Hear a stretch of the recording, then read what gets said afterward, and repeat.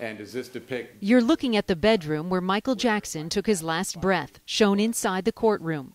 One of Jackson's security guards, Fahim Muhammad, had been called to the house when Jackson stopped breathing and described the scene for the jury. And when you came around to the far side of the bed, what was Conrad Murray doing? He appeared to be administering CPR. He appeared very nervous. He was on his side. He was sweating.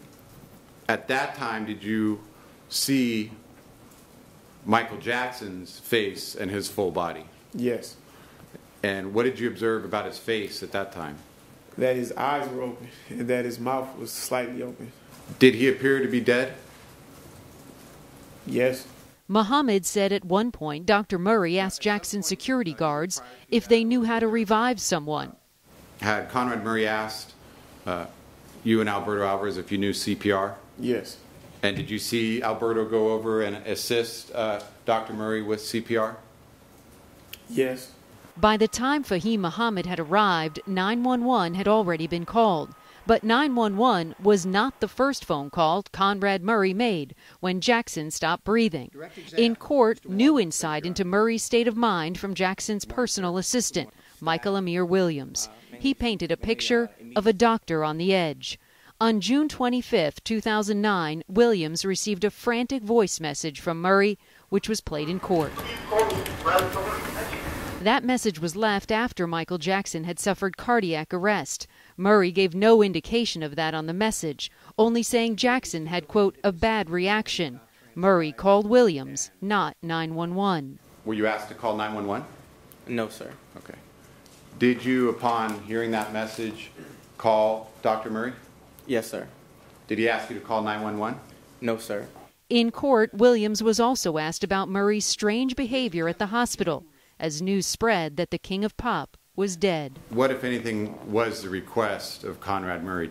He said that there's some cream in Michael's room, or house, I believe room, that he wouldn't want the world to know about. And he requested that I or someone give him a ride back to house. Did you agree to take Conrad Murray back to the house? No, sir. Williams told the court he was so spooked by Murray's behavior, he asked Jackson's security to lock up the house and not allow Murray back inside. But defense attorney Ed Chernoff pointed out Williams waited months before sharing his concerns with authorities. Mr. Williams, the very first time you told the police about Dr. Murray wanting to get some cream was on August 31st, 2009, correct? Yes, sir. This was over 2 months after Michael Jackson had died. Williams told the jury he frequently saw oxygen tanks at Jackson's house. Oxygen is required by the FDA to be on hand when propofol is being used, in case the patient has to be resuscitated. Can you describe what you personally saw in that regard? It was normal for oxygen tanks to be there, and if they were there, we would bring them to the bottom of the stairs, and the chef or the children would bring them up. But it was normal to see the oxygen tanks the last few months. That would be the period of time that you knew Conrad Murray was coming on an almost nightly basis? Yes, sir. Even with all those oxygen tanks, Michael Jackson never had a chance.